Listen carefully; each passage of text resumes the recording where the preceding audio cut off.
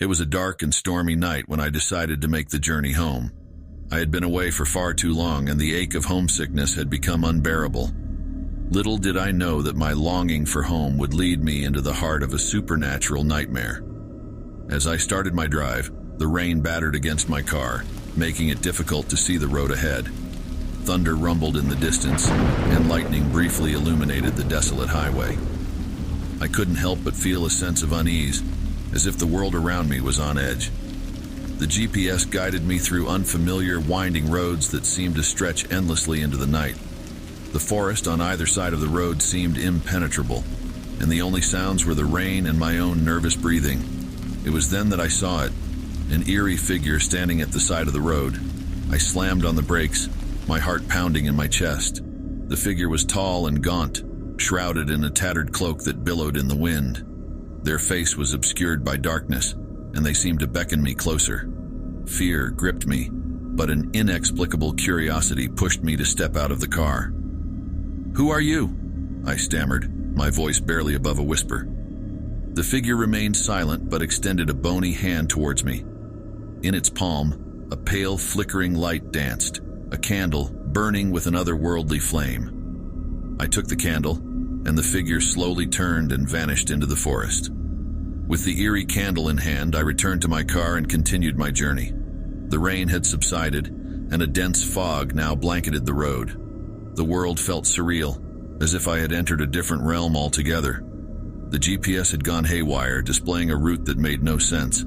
As I drove deeper into the fog, I began to hear voices, whispers that seemed to come from nowhere and everywhere at once.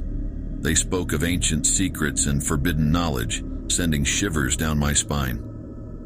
I couldn't make out the words, but their malevolent tone was unmistakable. Suddenly, the road ahead seemed to twist and contort, like a nightmarish funhouse.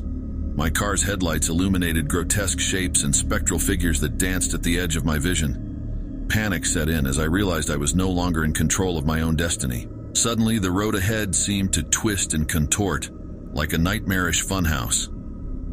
My car's headlights illuminated grotesque shapes and spectral figures that danced at the edge of my vision. Panic set in as I realized I was no longer in control of my own destiny. Desperate to escape this nightmarish ordeal, I clutched the supernatural candle tightly. Its flickering flame grew brighter, casting an ethereal glow that pushed back the fog and revealed a path forward. With newfound determination, I followed the candle's light, ignoring the unsettling whispers that still echoed in my ears. Hours passed, and the candle led me through a maze of horrors and trials. Each step brought me closer to the heart of darkness, where I would confront the source of this supernatural torment. It was a battle of wills, a test of courage against insurmountable fear. Finally, I arrived at a decrepit mansion, its windows shattered and its walls covered in ivy.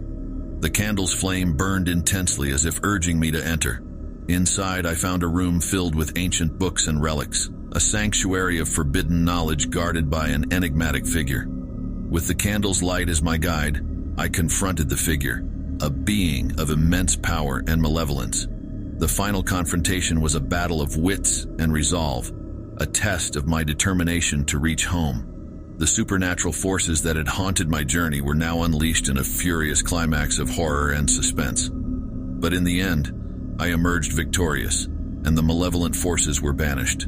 The candle's flame, once otherworldly, now burned as a beacon, leading me safely back home. As I crossed the threshold of my own front door, I couldn't help but wonder if it had all been a dream. Had I truly faced supernatural horrors on my journey home, or had my imagination run wild?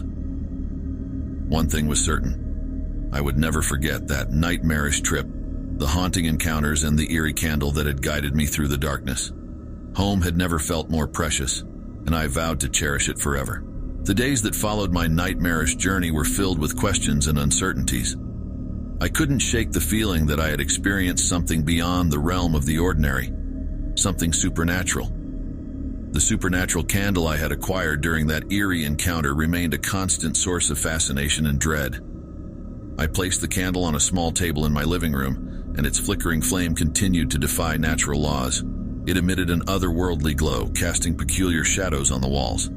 and it had an uncanny ability to draw my attention, as if it beckoned me to explore the mysteries it held.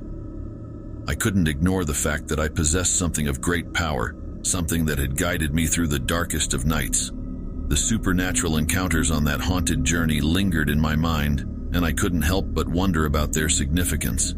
As days turned into weeks, I delved into research, hoping to uncover the truth about the candle and the enigmatic figure I had encountered. My investigations led me to ancient texts and legends, tales of lost souls and spectral guides. It seemed that I had stumbled upon an artifact of great significance, one that granted access to a world beyond our own. One evening, as I pored over dusty tomes and manuscripts in my study, I found a passage that sent shivers down my spine.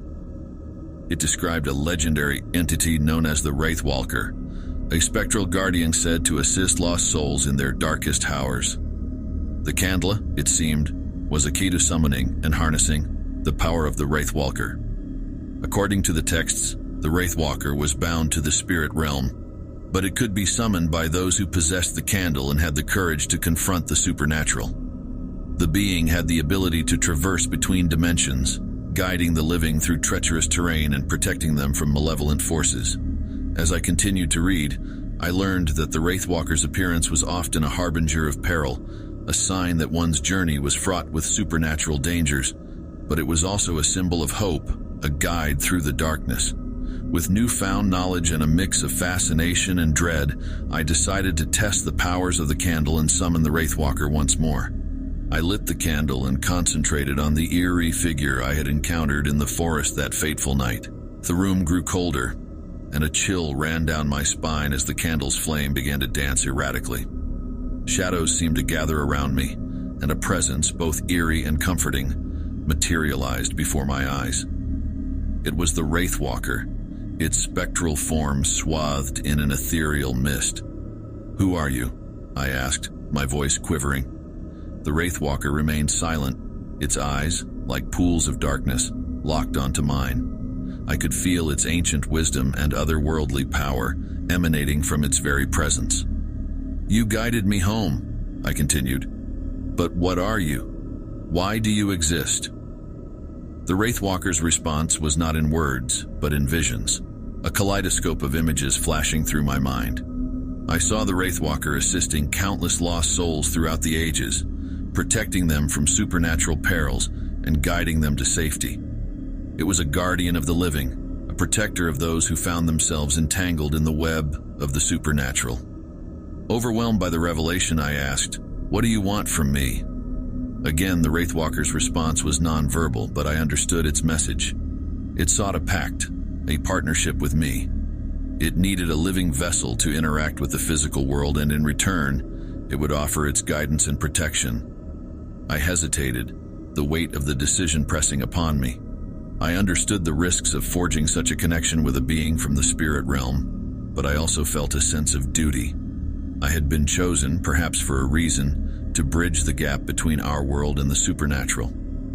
With a deep breath, I accepted the pact, sealing the agreement between myself and the Wraithwalker.